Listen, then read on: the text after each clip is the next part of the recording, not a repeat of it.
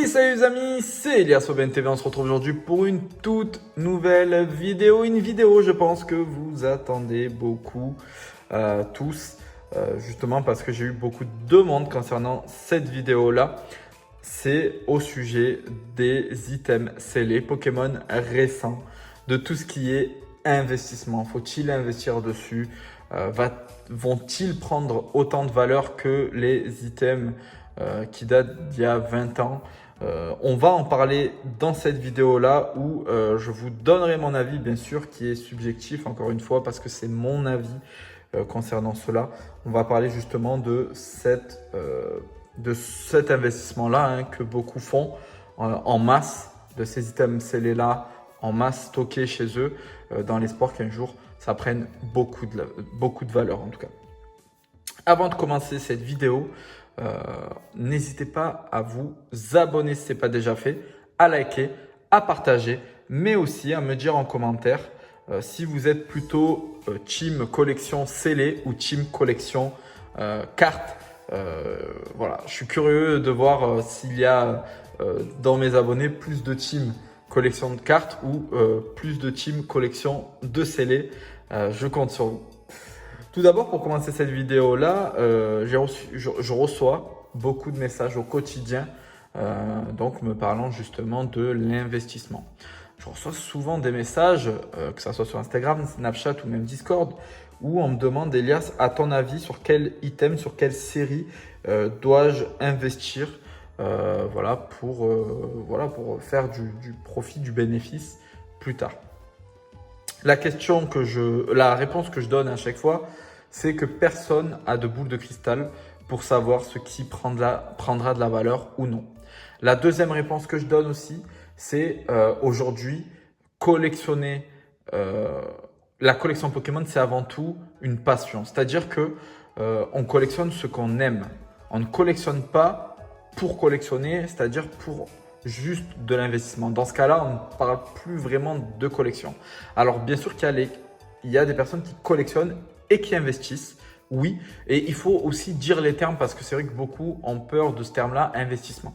Mais oui, il y a beaucoup de personnes qui vont acheter, par exemple, des items qu'ils apprécient tout particulièrement pour X raisons et des items qui savent qu'ils vont prendre de la valeur et ils se disent je me le mets de côté dans 2, 3, 4, 5, 6 mois. Comme je vois que la courbe est plutôt ascendante, je le garde et dans 3, 4, 5, 6 mois, je le revends peut-être le double, peut-être 30% plus cher pour pouvoir acheter autre chose qui me ferait plaisir dans ma propre collection. C'est possible. Aujourd'hui, moi, là où je suis peiné un peu, c'est lorsque je reçois des messages où on me dit « Elias, je n'y connais rien ». Moi, j'ai eu des messages où on me disait « Elias, je n'y connais rien à Pokémon ». Par contre, j'ai vu qu'il y avait de l'argent à se faire dessus. Donc, ce que je fais, c'est que chaque fois qu'il y a des séries qui sortent, j'achète 2-3 displays scellés, plein de coffrets, des cases de blisters, etc. Alors, moi, ce que je réponds à ces gens-là, c'est tout simplement que, déjà, premièrement,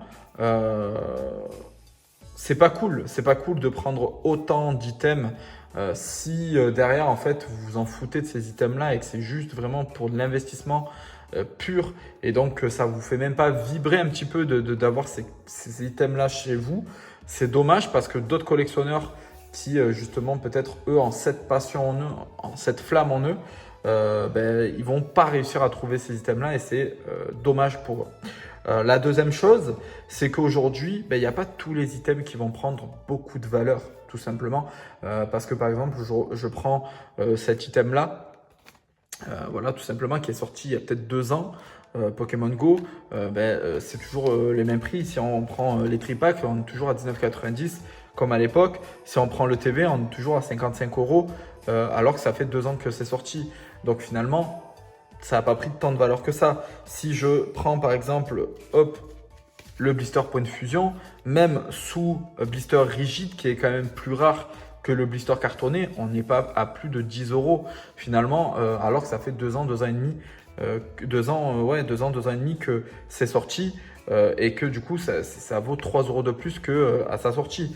Par exemple, et pareil au niveau des ETB, donc c'est vrai que beaucoup pensent qu'en achetant des items scellés et n'importe lesquels, ben finalement, ça va faire un x2, x3, x4, x5, comme certaines séries, par exemple, comme 151 finalement, où là, ben, dès le premier jour, le TB fait un x2 sur le marché de la seconde main, où on a les bundles qui, au bout de 2 semaines, explosent et font pareil, un x2, ou l'UPC fait un x2. Encore une fois, c'est très rare et ça va dépendre de certains items, ça va dépendre aussi la quantité, ça va dépendre surtout de la série finalement, de ce que contient la série. Donc oui, vous pouvez tomber sur des items comme 151, comme Évolution Céleste, qui prennent très rapidement de la valeur quelques temps après leur sortie. Ok, mais c'est très rare et c'est pas toutes les séries Pokémon.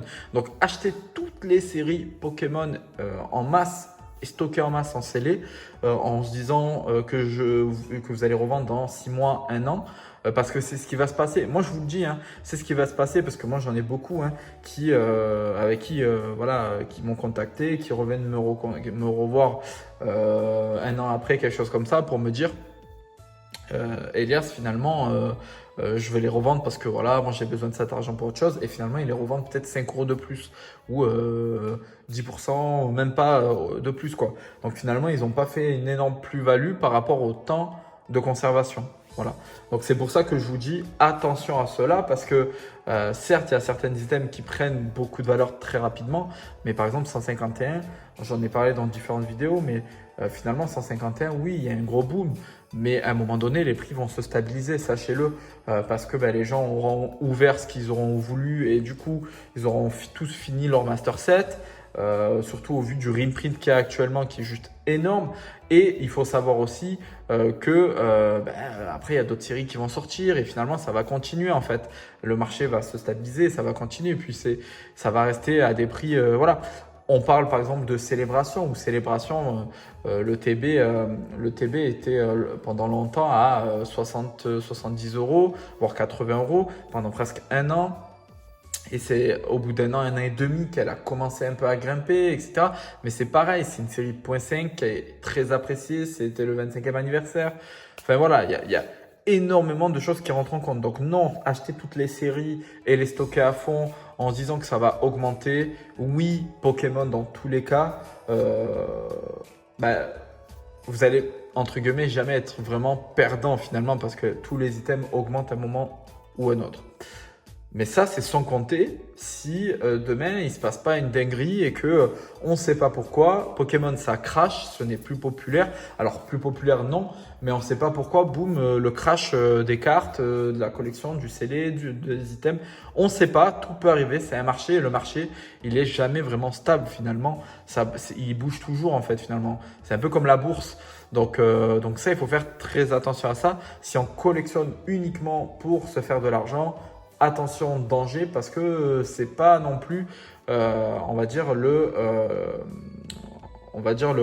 l'investissement le plus safe que vous pourrez faire. Maintenant, les boosters ou les coffrets, ce que vous voulez. Je sais que beaucoup disent oui, tu as vu les blisters du set de base, ça coûte 1000 balles. Ok. Sachez une chose, c'est que avant et aujourd'hui, c'est différent, c'est pas pareil. Avant, les impressions n'étaient pas aussi élevées que les impressions aujourd'hui. Pourquoi? Pour la simple et bonne raison que Pokémon Company, et encore plus depuis la grosse hype qu'il y a eu pendant la période de célébration, tout ça, augmenté ses prints sur les séries parce que justement, ils ne voulaient pas retomber dans ce qui s'est passé pendant la hype où il y avait plus du tout de stock en magasin. Donc déjà, au niveau des stocks, on sera beaucoup plus élevé que les stocks qu'il y avait à l'époque de Wizard, BlockX, etc. En plus de ça, à cette époque-là, justement, très peu de personnes collectionnaient du scellé, même s'il y a toujours des items qui sortent un peu partout. Mais voilà, il y avait moins de personnes qui collectionnaient du scellé qu'aujourd'hui et donc automatiquement les prix aujourd'hui sont très très élevés. Là, juste pour vous donner un ordre d'idée, on va parler par exemple de voltage éclatant. Voltage éclatant par exemple, le blister il vaut 25 balles. Il vaut 25 balles. Ne vous attendez pas à ce qu'un jour il coûte 1000 euros, ou 800 euros, ou 600 ou 500 euros. Ça ne sera pas possible en fait, dans le sens où il y en a énormément en fait. Il y a énormément de stock chez beaucoup de collectionneurs parce que des cases et des cases de stocker. Si vous voulez, ce truc-là de collectionner le scellé, ben, ce n'était pas ancré à l'époque, il y a 20 ans de ça. Aujourd'hui, ça l'est. Avant, non. Avant, on avait un booster, on l'ouvrait. Alors oui, il y en a qui en ont gardé du scellé. Mais encore une fois, la majorité ouvrez et ne gardez pas en scellé. L'un des meilleurs exemples, finalement, c'est par exemple les Erdgold Exhaustive. On est sur un blister qui date quand même de 2010. C'est-à-dire que ça fait quand même 14 ans que ce blister-là est sorti. Donc, on va dire, c'est quasiment 12 ans de plus que ces blisters-là, dont vous avez l'espoir qu'un jour, ils cotent à 500 balles. Ben là, justement, ça fait plus de 14 ans que ce blister-là est sorti et aujourd'hui, il cote aux alentours des 250 à 300 euros. Alors oui, mais ça fait 15 ans qu'il est sorti. À cette époque-là, déjà, il y avait un peu plus de collectionneurs de scellés, mais moins qu'aujourd'hui. Et malgré cela, ça fait quand même bientôt 15 ans que le blister est sorti et il ne cote entre guillemets que 250 à 300 euros finalement. Et encore, c'est parce que là, il y a eu d'un coup, je ne sais pourquoi, une hype autour de la GSS et ça a augmenté. D'un coup, en fait, les prix ont augmenté parce qu'il y a peut-être quelques mois de ça, la série, enfin, vous retrouviez des blisters aux alentours des 110, 120 euros. Donc là, ça a explosé d'un coup, mais c'est Pokémon, comme je dis, le marché, des fois ça pète et puis des fois ça retombe. Donc voilà. Donc tout ça pour vous dire que attention pour ceux, en tout cas, qui souhaitent juste acheter en se disant que dans 5, 10, 15 ans, ils vont revendre leur booster, leur coffret, etc. à 1000 balles, à 600 balles, à 700 balles. Il y a très peu de chances que ça arrive parce qu'encore une fois, on est sur deux époques différentes et sur deux façons de collectionner totalement différentes avec des mentalités totalement différentes. Et ça, vraiment, il faut que vous vous le mettiez en tête parce que c'est vrai que les scalpers, etc., c'est ceux qui se prennent un peu pour les malins, mais je ne vise même pas eux, en fait, on va dire précisément parce que les scalpers, finalement, ils achètent en Day One et surtout des séries qui, voilà, ils disent comme 151, comme Célébration, ça, où ils disent ouais, ça c'est des séries qui vont coter. Ils se jettent dessus et ils revendent en fait dans la foulée pour se faire un x2 ou des fois un 30%. Donc je parle même pas d'eux en fait. Finalement, je parle des autres collectionneurs qui débutent dans la collection Pokémon ou qui n'ont rien à voir avec Pokémon et qui du jour au lendemain se disent bah, je vais investir dedans parce qu'il y a de l'argent à se faire. Non, non, non. À part si vous êtes OK pour conserver tout ça pendant 20 ans chez vous, à la rigueur. Mais si vous commencez maintenant et que vous avez même 20 ans, vous allez les avoir à 40 ans ou 50 ans chez vous.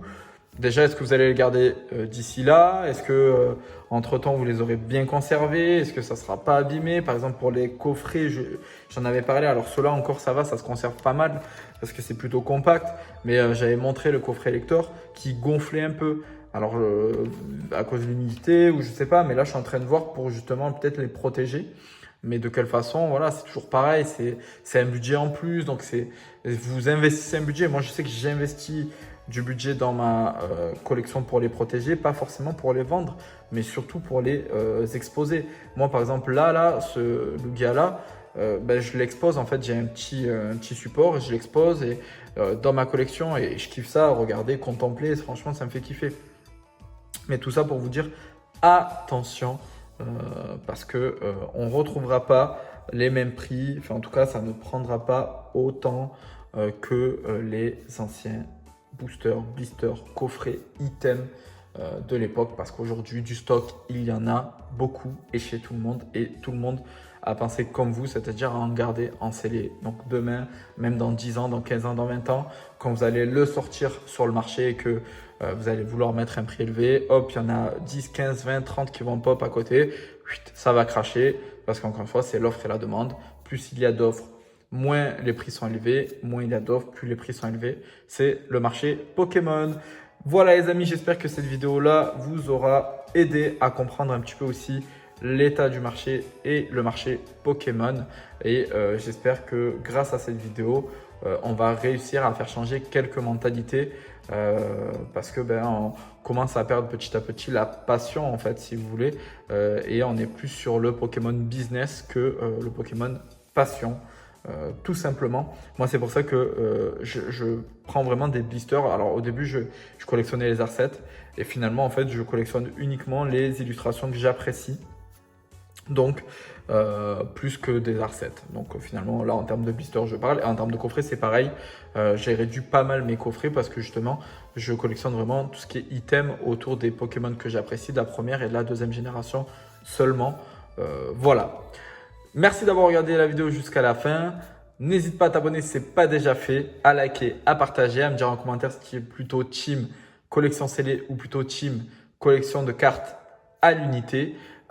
Et on se retrouve bientôt pour la vidéo des 1000 abonnés, la petite vidéo ouverture des 1000 abonnés qui nous fera plaisir. Et je te dis à bientôt pour une nouvelle aventure. C'était Elias OBN TV. Ciao, ciao.